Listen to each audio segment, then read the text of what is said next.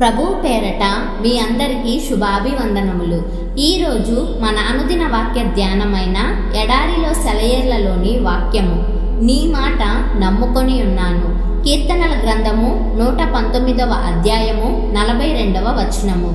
దేవుడు తాను చేస్తానన్న దానిని చేసి తీరుతాడని మనం ఎంతవరకు నమ్ముతామో మన విశ్వాసం అంత బలంగా ఉంది అనుకోవాలి.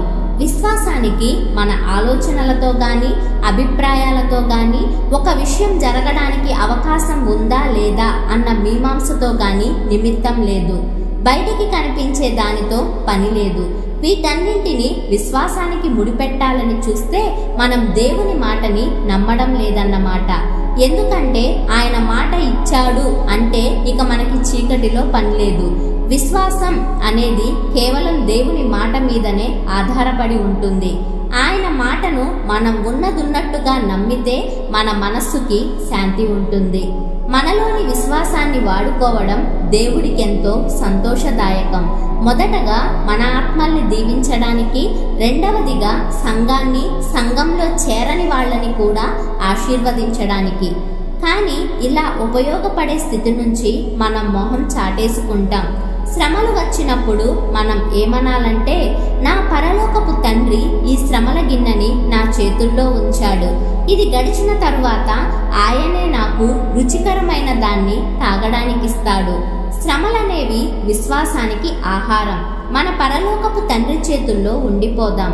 తన పిల్లలకి మంచి చేయడమే ఆయన మనసుకి ఆనందం. విశ్వాసం ఉపయోగపడడానికి, అభివృద్ధి పొందడానికి సాధనాలు కేవలం కష్టాలు, శ్రమలే కావు.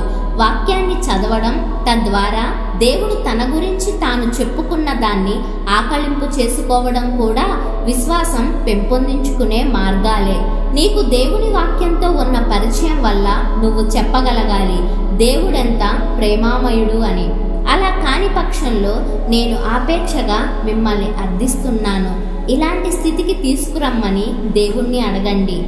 ఆయన దయను, మృదుమధురమైన లాలనను మీరు పూర్తిగా అనుభవించాలని, ఆయన ఎంత మంచివాడో తెలుసుకోవాలని, తన పిల్లల క్షేమం జరగడం ఆయనకెంత ఇష్టమో మీకు తెలియాలని అర్థించండి.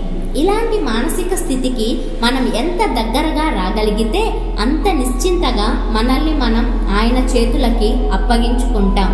మన బ్రతుకులో ఆయన ఏమి చేసినప్పటికీ తృప్తిగానే ఉంటాము. అప్పుడు శ్రమలు వస్తే మనం చెప్పగలం, వీటి ద్వారా దేవుడు నాకేమి చేయనున్నాడో ఓపికగా కనిపెట్టి చూస్తాను. ఆయన ఏదో ఒక మేలు చేస్తాడని నా నిశ్చయం. ఈ విధంగా ఒక హుందాతనంతో లోకం ఎదుట సాక్ష్యమిస్తాము. ఈ విధంగా ఇతరులను మనం బలపరుస్తాము.